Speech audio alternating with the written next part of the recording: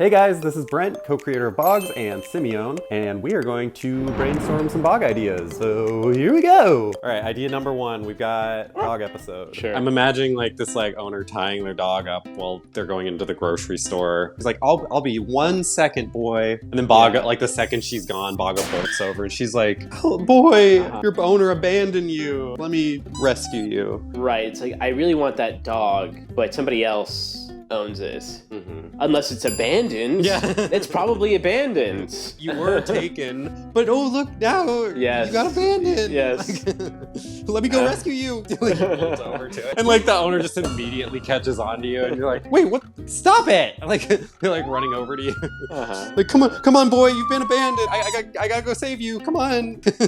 All right, new idea. So this one's about Bowie's funeral. You got all the people walking up to Bowie's casket. Little brother walks up and he's like, big sis, I know you'd want me to have all your Yu-Gi-Oh cards. Yes. And then you like see Bowie's eyes like pop out. And then maybe she's trying to like get up or something, and then the lid falls on her coffin or something before she can stop him. I'm sorry to see you go, sister. I know you would want me to like save over your Pokemon game. And then she comes up from the dead and, you know, is like throttles him, being like, don't you dare. Wait. And then the mom is like, Bowie, you're dead. Like, yes. leave your brother alone. Like Yes. slamming the casket on him.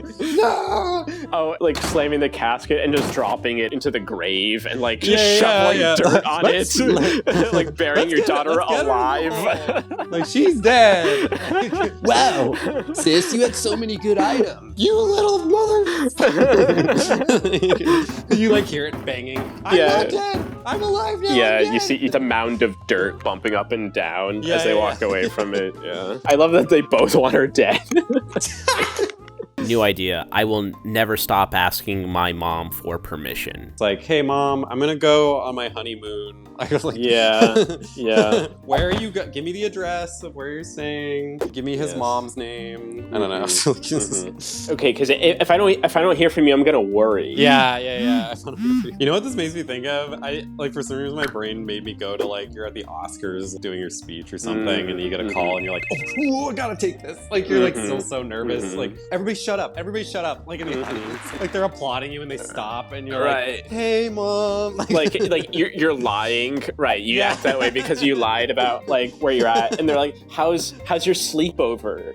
Like, yeah. Like, oh, good, we're just watching, you know, Little Mermaid. Your mom's watching you on TV, except you're at war, and she's like, "That's funny because Carol next door just told me the funniest thing. Yeah. She said that you got all dressed up tonight, and like she makes you go home. It's like, but Mom, this could be really big for me. I don't want to hear it."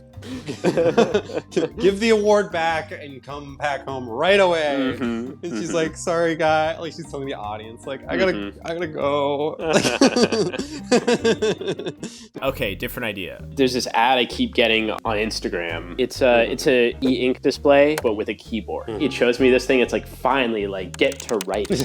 And I'm like, wow, like I feel like the only people that buy this thing are the people that are like, I'm not writing, but if I have this thing, I will finally start writing. It's like, I really need to invest in something that's $300 to start writing. Yes. You know, this pen on paper thing is not working. It's not expensive enough. Yeah. Just saying, like, I need something more expensive if I'm gonna write something. Right. Oh, how about this insane looking device? You know what's really funny is if like the last thing is the most expensive pencil and paper like known to man. It just looks like what she started with. She's like, the Japanese engineered, carved by hand, #2 pencil. Finally, I've spent enough money that I will write.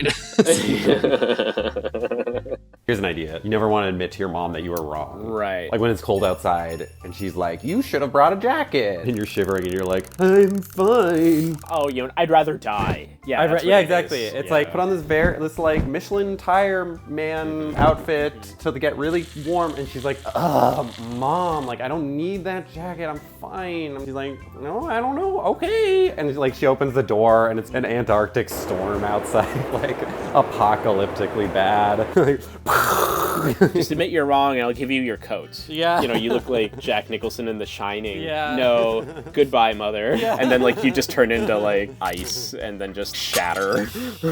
Honestly, this one feels like a mom short because it's the mom who's the one who never wants to admit she was wrong. Interesting. Like they could be on a game show and the host is like, and for your final question on Family Money Game. Yeah, hosted by Steve Harvey. Yeah, Steve Harvey's there. He's like, and we've got our final question worth $10 million and 2 full ride scholarship to a university of their choice. What? Mom has to say she was wrong. Yeah, it's not even a question. Yeah. And they're like celebrating. They're like, woo! Yes, so easy. And then they like turn to mom. Yeah. And she's got like serious Wojak face on. Or you know, it's like the Anakin meme of like, you're gonna say you were wrong, right? It's just staring straight ahead, right? Yeah. And the host is like, you can say you're wrong for anything. Or we set your house on fire. Just cut to mom with like flames in her eyes. I'd rather watch the world burn than admit I was wrong. I love it. All right, here's a new idea. When a friend has a crush on you, but you don't want your friend to have a crush on you. It's like Aiden has a crush on anime. And he's like, I've always wanted to tell you something. And then she's like, oh no, I thought this was platonic. I see. You know what's kind of funny? For them to like see the two of you and they're like, are you a couple? And then one is like, no way. I would never. You could just have anime ramble on. Like, I've never even considered that for a millisecond that I would ever, under any circumstances, in any alternate universe, date him. And then you just get to like close up on Aiden's face as he's listening to this. And like he's got the props out, like his heart chocolate box, and he's putting it away. Anyway, with that said, Aiden, you really wanted to go on this gondola ride in Venice, right? Let's do it. Oh, champagne, that was a good idea.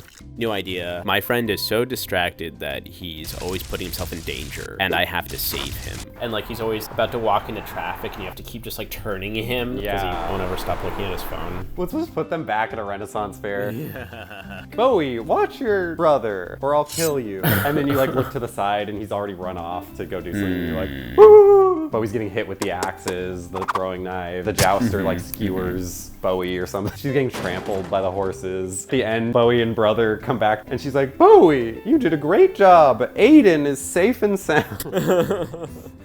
What's up guys, this is Brent again. Hope you liked that video. We're trying out some new long form stuff. Thought we'd give you a little sneak peek behind the curtain. This is actually us doing a brainstorm session. Cut down a little bit. If you like this, let me know in the comments. Or if you want these ideas to be made into actual Bogg videos, let me know that in the comments too. And if you hated this and thought it was boring, that's feedback. You could tell us that. All right, bye.